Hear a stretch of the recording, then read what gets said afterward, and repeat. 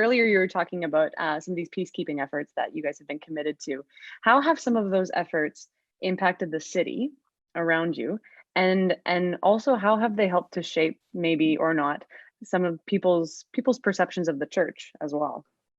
Yeah, I could say a number of things. There's a part of me that feels a little uncomfortable speaking on behalf of the perceptions of others. Absolutely. If we could get them in, that would be helpful. But if I could take a few minutes and just tell a story about, it was probably, I don't know, 5, 6 years ago, in our city, there was a group of people that decided that they were going to surround a mosque, and they were going to bring guns. There were several hundred people, and they were going to burn Qurans. And it was primarily a mosque that was attended by refugees who came from countries affected by war. So you can just imagine how traumatizing that would be. And so I felt like I did my civic duty, my loving of my neighbor, when I posted something about it on Facebook and just washed my hands with it. And then there was a woman in our church, a woman named Erin, who said, "Hey, this is in our city. Like, is there not something we can do? This isn't some thing that's happening nationally."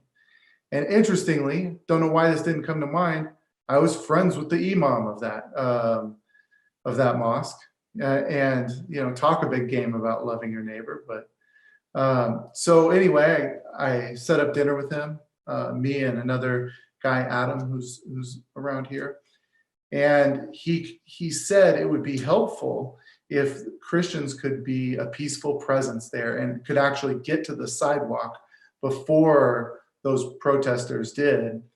And so we had this idea that we were not going to be counter protesters, but we were going to be in many ways a peaceful presence in the midst of this really intense moment. And we were going to be a human shield because there were a lot of guns. We're talking literally, there were probably 300 plus people that were coming out to protest. Easily 75% of them were armed. And so we came out, and our goal was, number one, we are going to be a peaceful presence to help reduce the tension in that moment. And number two is that if a bullet was going to hit a Muslim, it would have to go through the body of a Christian first. And primarily what was driving that is our experience with Christ and his love for us, and him taking on the brutality of the cross, taking the bullets on our behalf.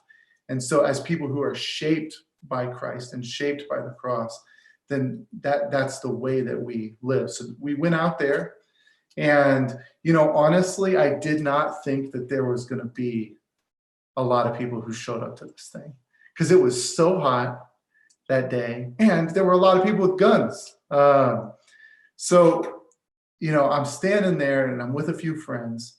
We had told everyone to wear blue because I had Googled, and apparently that's a calming color. And I looked down the street, and we saw literally hundreds of believers from probably 15 churches is what I counted, around 15 different churches, who came and who lined up and who stood there. And the night would come in these waves, where every time there was like a wave of anger or a wave of like hostility, the prayers would increase, and it seemed to like quench that anger.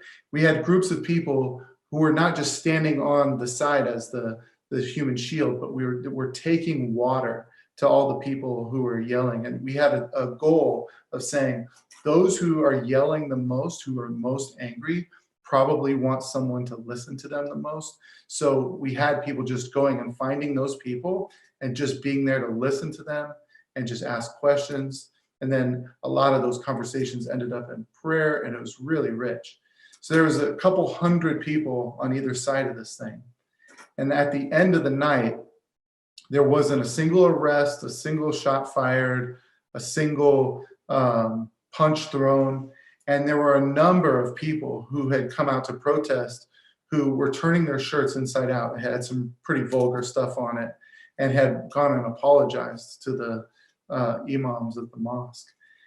And so, you know, following that, we had probably received hundreds of emails from Muslims around the world and hundreds more locally who were deeply moved by that, and who honestly, I mean, so many of them invited us to their mosques or to their friend group or whatever to just explain why we did what we did.